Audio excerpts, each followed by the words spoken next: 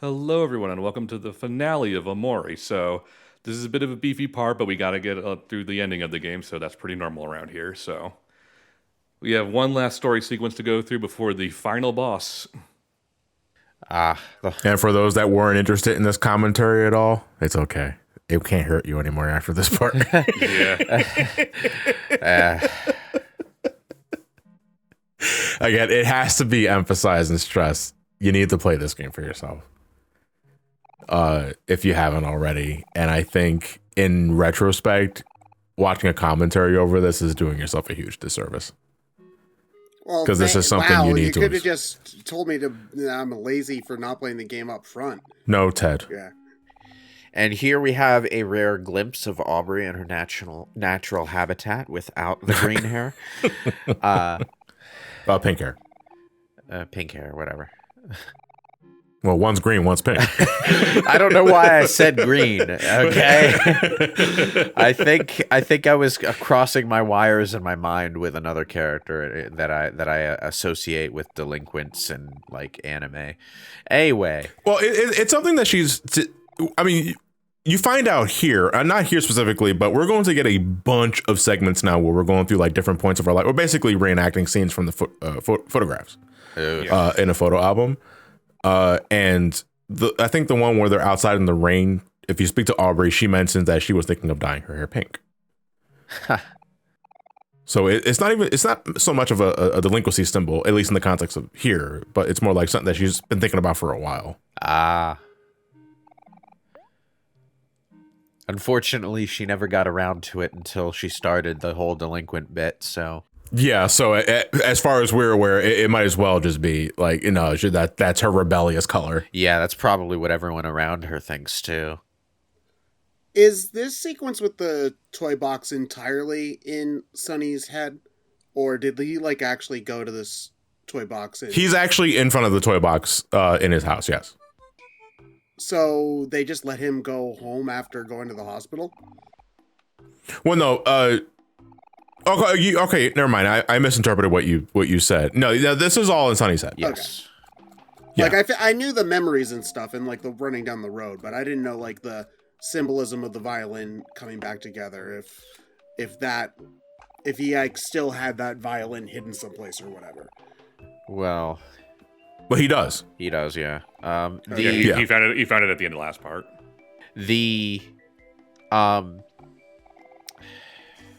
This is not in the usual dream world aesthetic because we are firmly in the realm of real world memory, but this is technically the final dream world sequence that we're in. Yeah. Making a lot of liberty with the word technically there. Yeah. I guess. Is there the implication that Basil has a crush on Aubrey? No. Because I've noticed a couple of comments from him saying, "Oh, Aubrey's so cute, isn't she?" I think that's just him commenting on the He might low-key be trying to ship Aubrey with Sunny. I don't know. yeah. But they're kids, so anything along that line at this point in their lives is mostly just going to be them messing around. Yeah. Life's good at the beach. No, it's not. Life is terrible at the beach. I love the beach. The only thing you miss out, in case you're worried whenever you go off screen, is are you sure you want to exit? The only thing you're missing is flavor text. Yeah. So don't be afraid to leave when you think you've seen everything, because you have.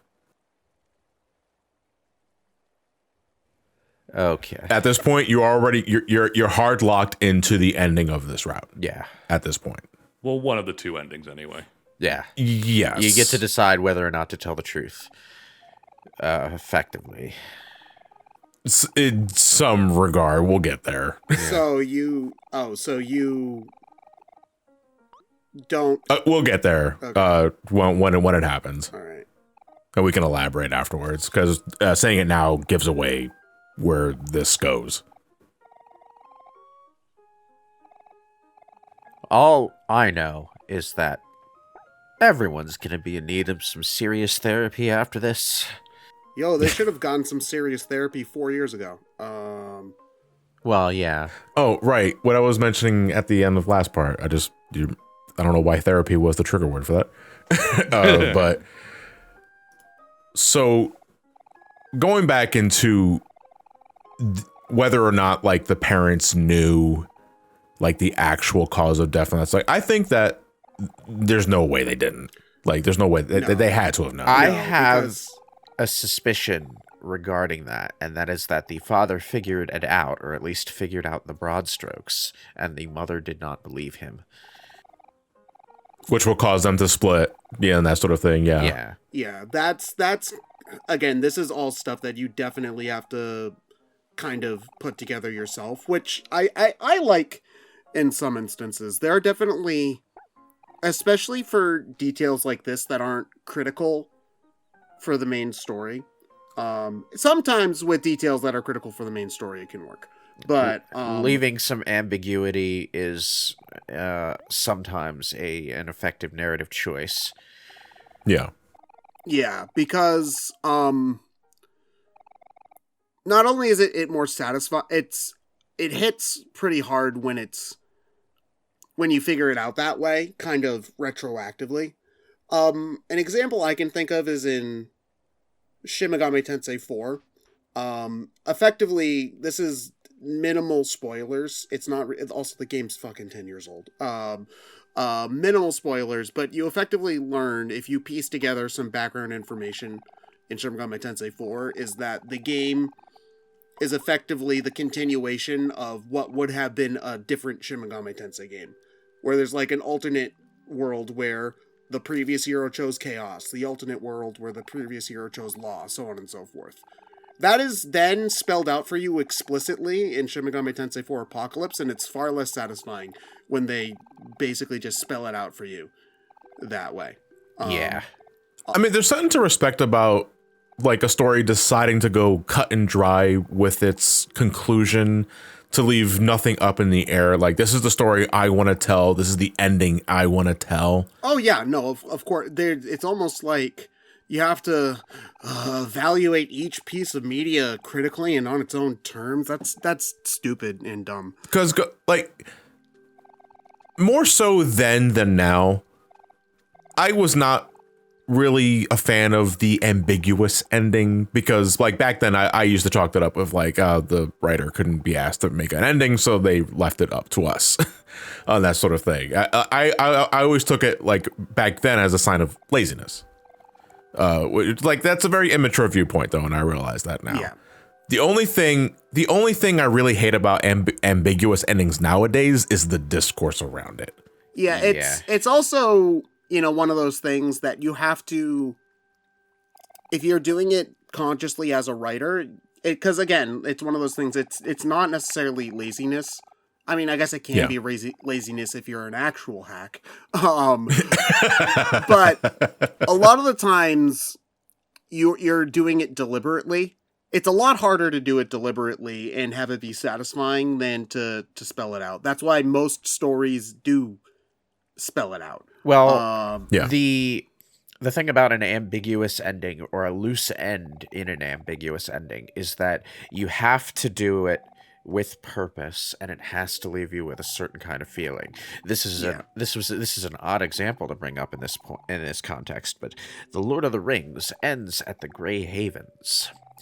There was supposed to be, and in fact there was written, an additional epilogue chapter. Oh my god, the Lord of the Rings was going to have another ending? Oh my god. You're telling me even the books had 9 different endings? The books had another ending even that the movies didn't have, because you have to go back to the Shire and fix everything there, too. The epilogue ending was just supposed to be Sam with his family, like, years after the fact, wrapping things up, but Tolkien cut it out because it was effectively an unnecessary underline to what you could already figure out from the final chapter, and it changed the feeling of the ending that you get from just ending the story where Sam gets home and says, "I'm back." The ending having a particular kind of feeling can be important to the experience of a story, and that is doubly important for these kind of darker, moodier, kind of these endings that are supposed to leave you feeling uncomfortable and thinking about things, which is what Omori is going for. Yeah. It's endings are hard. It's part of why writing is so difficult, is that and you brought up a good point in that sometimes leaving a thread loose is not, the writer forgetting to, finish something. Sometimes things are left on a loose thread on purpose. Sometimes the Yeah. loose thread is there for you to ponder over after the book is closed. Or they just, they want sequel bait. That's also fair. Or something to discuss at the next book club meeting. Yeah. And like, but that's where I'm getting at, or that's the thing that I don't like about ambiguous endings nowadays the most, especially when I'm surrounded with other folks who have played this, like Discourse or thing. We have different interpretations, but we swear we're the right one. And then it just becomes a pissing fit, and it's like, this is a waste of time. Yeah, it's so hard to, like, why does I don't get why so many people try to argue in bad faith about shit like this. Because they don't want to be wrong. Like, I hate to, I don't want to get too deep into this because I deal with this a lot, but nobody likes to admit they're wrong or that their interpretation might be the incorrect one. It's the same sort of principle or thing where you're clearly the wrong one in the argument, but you don't want to admit that, so you double down. Well, honestly, just in general, I think people put too much importance on what is canon in a particular franchise. They really want to know for certainty, beyond a shadow of a doubt, every final little minute detail of everything. And it's not that deep. It really isn't. You don't have to win everything either. Like, life is not an argument that you... Yeah, it's not a pissing match. Like, not everything's a competition, for God's sake. As much as it would be fun if it were, because winning is fun. Sorry. I follow a few Twitter accounts that are basically just, appreciation accounts for specific characters, like Tifa in Final Fantasy VII. The most fucking annoying thing about following any of those accounts is that you get wind of every single pissing contest between the Tifa and Aerith shippers. And they are constantly... This is a war. Wow. This is going to be a war that will never end. Especially with Rebirth, Tifa versus Aerith cockfighting is going to go on until the end of time. Yes. Cockfighting is illegal. Chocobo fighting, sorry. Pretty much, yes. Much better. And it's like everyone has their opinion, which they tout as fact, about the exact psychology of every character in that goddamn series, and who is worse, and who is fake, and who is the real OTP, and it's just fucking And if you don't see it, then you don't get it, man. Yeah. It's like, you just didn't understand the story like I did. And it gets so goddamn personal, too. It's like, fuck off. It's like, fuck you. It's like, it gets so goddamn personal, too. Everyone has their fangs out for this shit, and I'm just like, come on. All right. But now it's time for the recital that we missed out on. Yes. Also, one last save point, so... I'm not sure if it was the day of, or it was really close to it at the very least. But there was a recital that Mari and Sunny were practicing for. But obviously it didn't happen because of events happening. And you know what? It's kind of a dark reflection that I really do like in hindsight. But, Mari in the dreams in the dreamscape was perfect. There was nothing wrong with her. There was always a source of comfort. Gave you food, gave you a picnic blanket to rest on. In reality, her perfectionist tendencies was a catalyst for things going south. Yeah. Combined with Omori's clear introversion and insecurity, leading to a breakdown when he couldn't master something that he was feeling pressured to master. I had a moment like that. Not a moment that led to me pushing someone down the stairs, but it was when I was learning how to drive, Yeah, no, I definitely relate to the, not feeling like you can't live up to that is also another thing. Yeah. Like, Well, my driving instructor was just kind of a whiny sounding, pushy kind of guy, and for some reason that particular personality just kind of grated on me until I snapped at one point. So anyway, I wanted insecurity combined with feeling pressured can lead to that kind of reaction. And it's play Freebird. Oh, you made him cry. He doesn't know how to play. Do you know how long that fucking solo is? On a violin, I cannot imagine. His fingers will literally be bleeding by the end of that. No, but he's literally spitting fire, as in his fingers are on fire. Somebody help this kid. I think the most emotionally gut punch lines in the game so far were the lines about from the friends saying that just because you did something bad doesn't mean you're a bad person. And yeah, as someone who internalizes that thought every now and again, it's like, fuck, man. Why are you doing that to me? Stop it. You're a video game. Anyway. You're not allowed to make me feel real feelings. Omori really didn't like you breaking his favorite light bulb. Final boss time. Yeah, this is the final boss. It is yourself. Well, your inner personality. Oh, so Omori is the final boss. Okay. Yes. Omori is effectively just kind of a coping mechanism, but an unhealthy one. Yeah, a very unhealthy one. Yes. But the objective here is not necessarily to kill it with fire. You do have to get far enough in the fight, though. To a certain point, because there are multiple phases to this fight, and if you lose before then, you get the bad ending. Oh, really? This fight you actually have to win. Yes, you have to get far enough into the fight that you can pacify Omori, basically. So what's the bad ending if Omori doesn't? Do you really want to know? Yes, I do, because we're not going to see it. Okay, so if you lose this battle, essentially the Omori personality takes over your body. You wake up in a hospital bed because of the Basil fight, and you jump off the roof. Oh my god. Game. Because why? Oh my god. Yeah.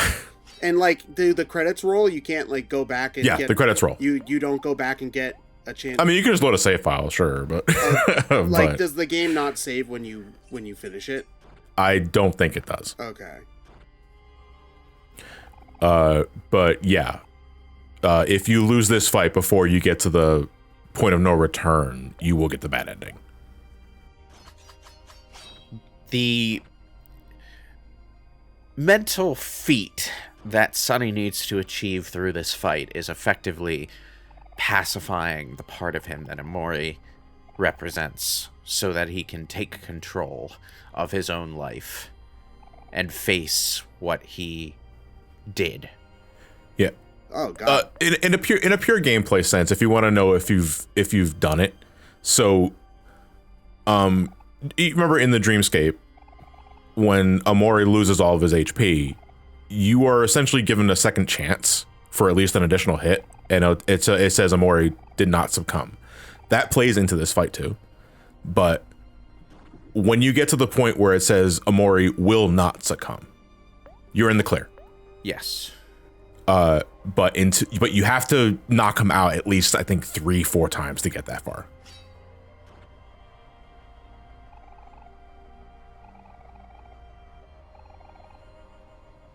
So yeah, we are finally confronting what is, for all intents and purposes, the true antagonist of the game, and that's yourself. Yeah. Because it was you who, I mean, obviously, the whole catalyst to all this was you killing your sister. But I mean, it was an accident, obviously. It was, yeah, it was in a huff, and obviously everybody in this game needs a fucking hug. But I mean, you also didn't, how many times have you gotten in an argument with someone and you just like wanted to like push him, like say knock it off, Yeah. but Yeah. you didn't. You wanted to lash out. Yeah. Yeah. So it's very, very, very important to the story, particularly to get it to the good ending, that we witness someone else in the same position nearly causing the same kind of tragedy. Namely Aubrey, the one who was arguably the worst affected by all of this out of the friend group. Really, you would say in the friend group, you say more than Basil? Basil, how do I put this?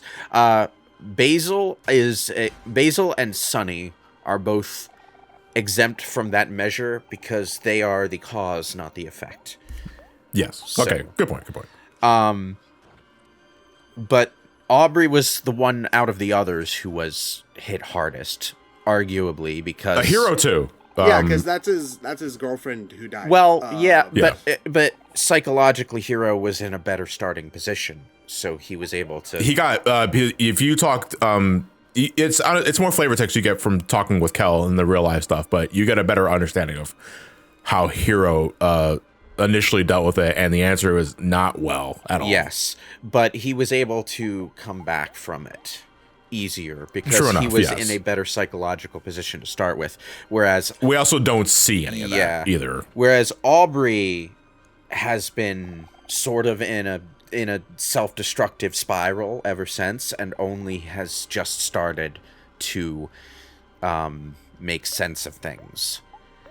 But it's important that we see Aubrey in the same position as Sunny, with the only difference being that this time there was a hero to save the day, because it provides a bit of hope that now that Sunny has faced the truth, if he shares that truth with the others, there will be understanding and rebuilding.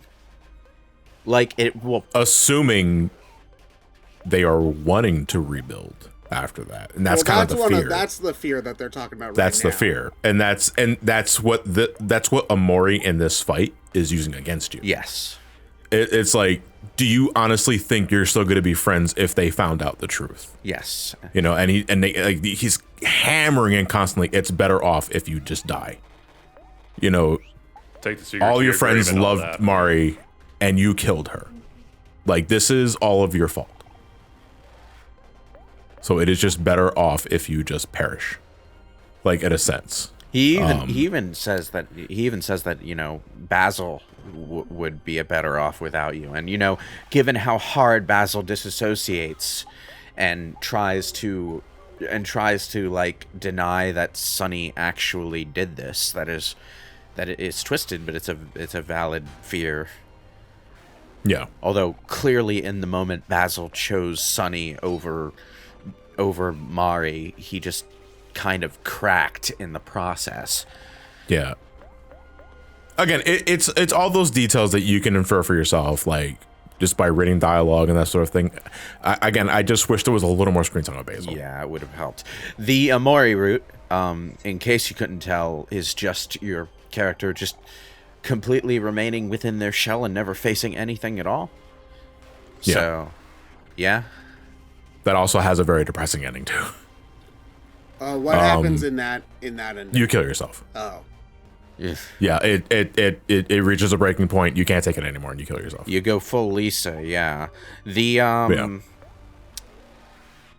Oh, I want to take this time to mention something because given our previous player experiences, we're quick to make like Earthbound, Undertale references. You guys in the comments were quick to bring up. Was it Yume Nikki? Yume Nikki, yeah. I've never played that, which is the only reason why I haven't brought it up myself. I'm not familiar with it either. And I do apologize for that, but that is just because I've never played the game. So if this game takes a lot of inspiration from that title specifically, I wouldn't know. It is a Dream World game, yes. Okay. So is Lisa, although Lisa is a far, far more oppressively depressing Dreamworld game, which spins off into a couple of sequels and a post-apocalyptic side-scroller RPG for some reason, which was not the direction I expected that series to go. But very striking. Definitely a good game to play if you do not, if you are into darker subject matter. But So do you have to die in that fight? Yeah. Well, wait, yeah. Once you reach the I guess the winning point, you get the scripted game over sequence. Yeah. Where And you have to- Sonny and gets you- back up. And you have to continue, yeah. Yeah, that's all scripted. Don't worry, you didn't fuck up. It's part again, but that's only if you manage to knock out Omori a number of times. Yes. If you lose beforehand, you will actually lose. yes. I love the sequence here. This sequence is amazing. I also love the shot of Sonny getting up and like readying the violin because It's like some you'll never see shonen anime yeah, it was like bullshit. you'll never see anyone make a violin look cool ever like that. Yeah. Well, it's a powerful character moment facing one's fears, and it is so hard to visualize that, which is part of why the fucking Phantom Bullet arc in SAO's second season is so goddamn awful. But like, The getting up from falling down is definitely a very powerful image for that, for sure. yes, but I find it's just one of those things that in retrospect just makes the game more like eye-opening and fulfilling when you realize how Headspace works and who's like pulling all the strings from behind the scenes, realizing that things are getting more fucked because it's Omori trying to dissuade you from continuing this path because it would mean confronting a reality that you yourself do not want to confront. So then, I guess I was gonna say, so then why does, if Omori gets to keep living, quotation marks, in Sunny's head, if you do the Omori route, I was gonna say, like, why would he kill himself at the end? But I suppose that's something that's more clear if you actually play the game and you see the specific stuff to that. I don't know if it's handled as well as it is in the real life route. I forgot the name of the Sunny route. Like, I'm not sure if the implications, the allegories are played out differently in the Omori route for you to reach that conclusion, because I have not played that route for myself, and I did not spoil myself on everything about it. the general implication is that no matter what you do, the Omori route is unsustainable psychologically. Yeah. Well, that's definitely supposed to be the point. But That is the bottom line, yes. And at the start of this, Sonny has been bottling this shit up for 4 years. So he's already at a bursting point. And the kid already, like, even before the traumatic events, already was for my interpretation was already kind of an emotional shut-in. Yes. That dead-eyed face was still in the photos. Yeah. But they never go into that kind of detail of why that is, but at the same time it's not really important. yeah, some people are just like that. Yeah, some people are just like It's that. important in the sense that it provides context for how much he values his friendships, which is why his dream world involves him running around with these idealized, happy-faced versions of his old friends. But ooh, yeah, that's got to be a horrible wake-up.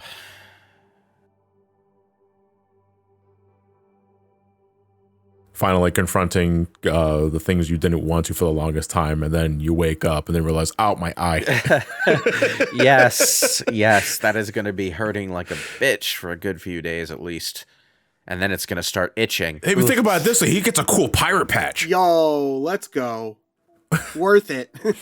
So, quick little tidbit here. The more side quests you did in Faraway Town, the more potted plants are here. Oh, really? From your neighbors. Because they wish you well. You know, you went out of your way to help them, and they wish you well by giving you a potted plant. So the more potted plants you have here, insinuates that you've done more side quests. My room was exploding with plants by the time I got here. How many, like, what do the other people think happened, though? Like, because... They don't know. They don't know. They just know. They just know that 2 kids had a tussle and Got badly injured. Sonny's in the hospital. Yeah. Because, like, I know that, like, the fucking nosy-ass gossipy parents in my hometown would be like, oh, they were fighting? Oh, and they'd send sarcastic, get well flowers. I always knew that Ted was a drug dealer. Oh, yeah, you saw the shoes.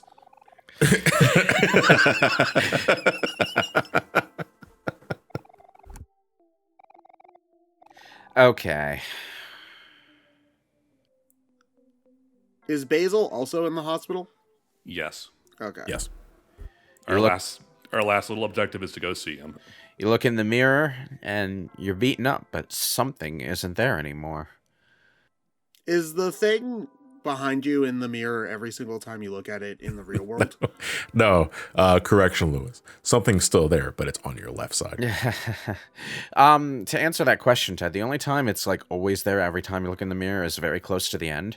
But if you look in the mirror every time you come back from the dream world, the first time you look, you'll usually see something there. And we get one last glimpse of, I think, the dream world kids and Dark Basil going the other way. What happens if you go up instead? If you go, Sonny will force you to turn around. Yeah. Oh. Yeah. In the bad ending, that's where you go to jump off the building. Yeah, shit. that signifies the dream drawing you away from the truth, you see. But now that you've accepted the truth, Sonny won't run away anymore.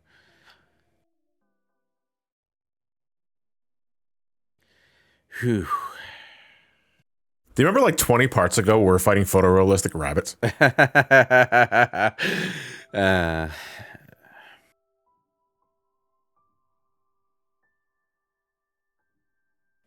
Well, here we go. Yeah, and this is where it ends. Yeah. That's literally the ending?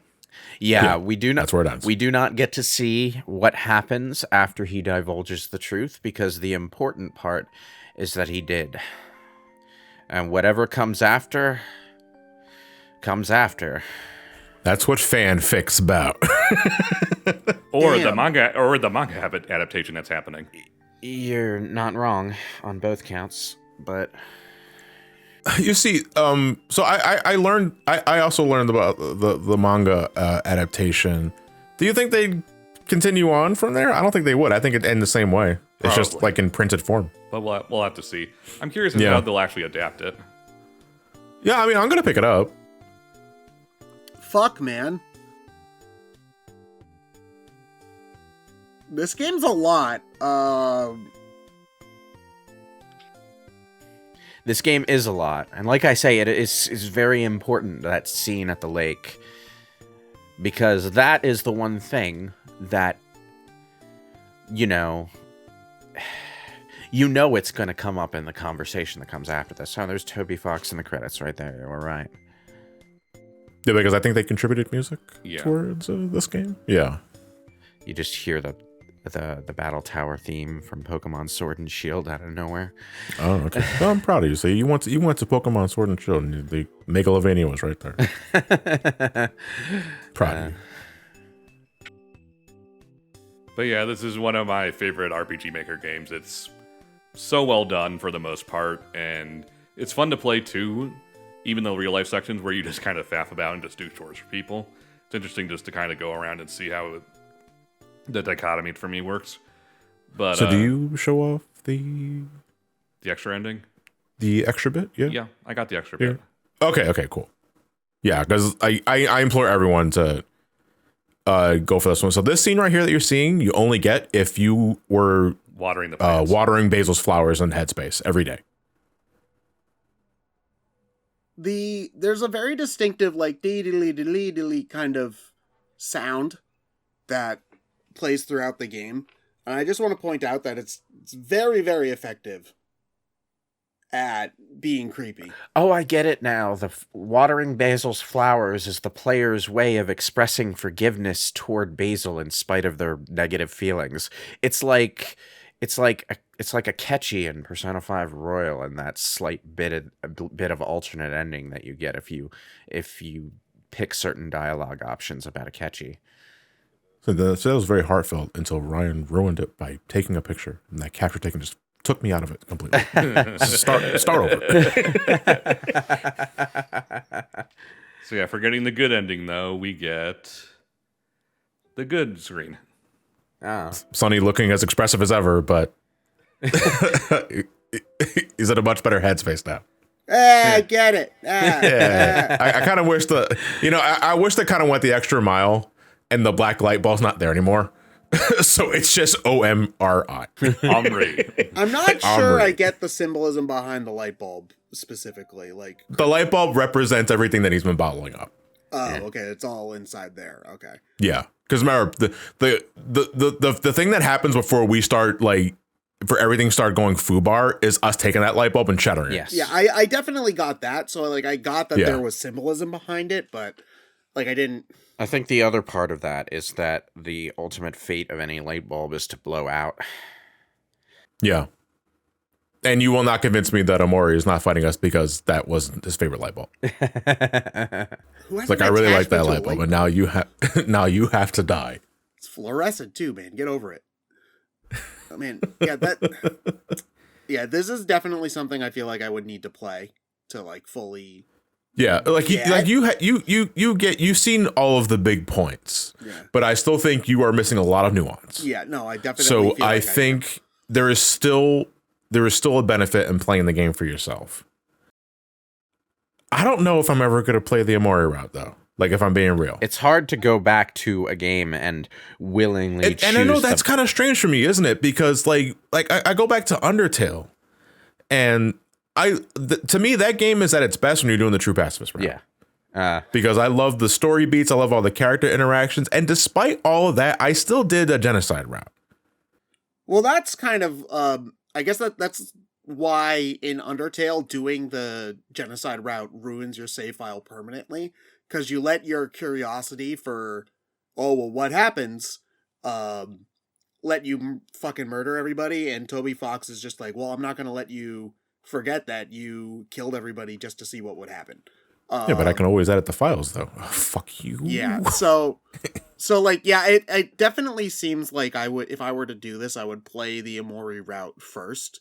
One, just to see the full versions of all the dungeons, which I just think is neat as an RPG fan. But also, like, yeah, I would have a hard time, like, getting the more uplifting ending and then going back and getting the depressing one. That seems hard for me. Yeah, Yeah. I have issues with that too. I've never actually gone back and done any of the bad endings in any games that I've ever played that had a bad ending. Wait, you play Shadow the Hedgehog? Yeah, but that's just that game. That's just a game That game that is has a bad ending. The that- bad ending is you're playing Shadow the Hedgehog. that game forces you to do all the nonsense endings before you can get the real one. Come on, so that doesn't really count. That's obligatory. Yeah, we didn't get the ending where Kel thinks he's a robot, so that's why we weren't able to get that. But thanks so much for watching, everyone, and I'll see you all next time whenever we meet again. It's Omori again. Yes. John, please don't.